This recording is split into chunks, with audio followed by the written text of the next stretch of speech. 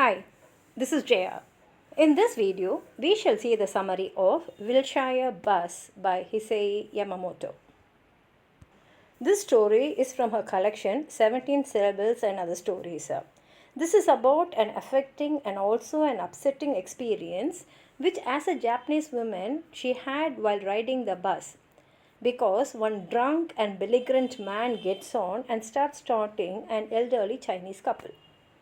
For nearly 3 months, Esther Korova rode the bus along Wilshire Boulevard to the Soldiers' Hospital.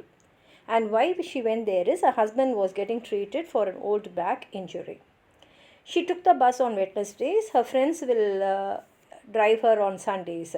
And she really enjoyed this ride because her seat companions were usually amiable and the glass heavy architecture of the buildings was very impressive. So she'll enjoy all this and travel. But on one of these trips, Esther failed to act when she felt she should have acted. She cried over it at the time and it continued to bother her for a very long time. What happened in that day is, early in the route, a handsome, graying, extroverted man gets on the bus and he makes a loud joke to the driver. In the next stop, a bunch of people get on and in that they were an elderly Asian couple. The women sat next to Esther near the front while her husband talks to the driver. Esther understood that they are Chinese and the man has to repeat his questions to the driver a few times to be understood because he was not very good in that language. And the man then sits in the seat across from his wife. Now this extroverted man sitting behind Esther started talking loudly about a local celebrity with large investments in the buildings they pass. And he also says that this man is a miser. But Esther thinks that she has heard that he was quite charitable. But she can tell that this man who's sitting behind her was really drunk, so she just kept on ignoring him. Now her seat companion turns around to look at the loudspeaker.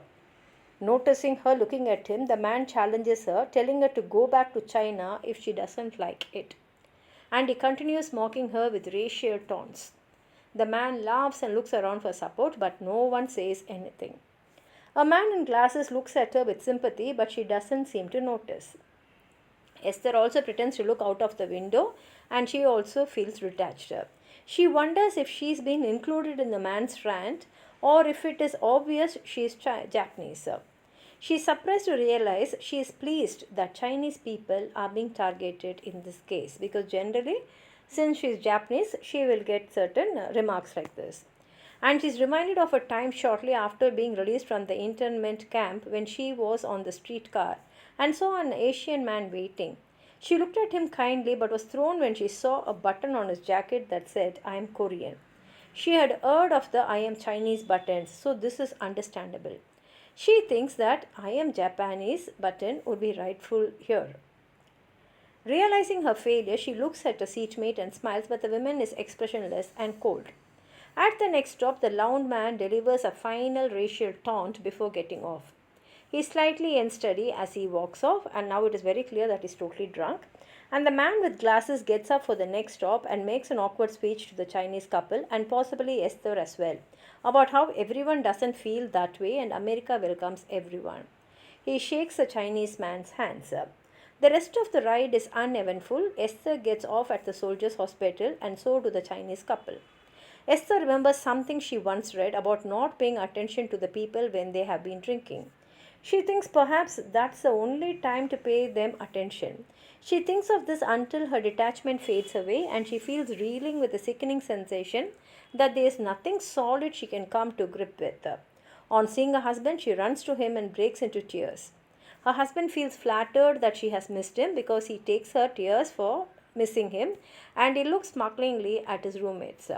And she also just maintains the same and allows him to think so, and she does not tell what happened to her in the bus ride. If you have anything more to add on to what I said, please write it in the comment box, like the video, share it with your friends, and if you have not subscribed my channel, please subscribe and support. Thank you.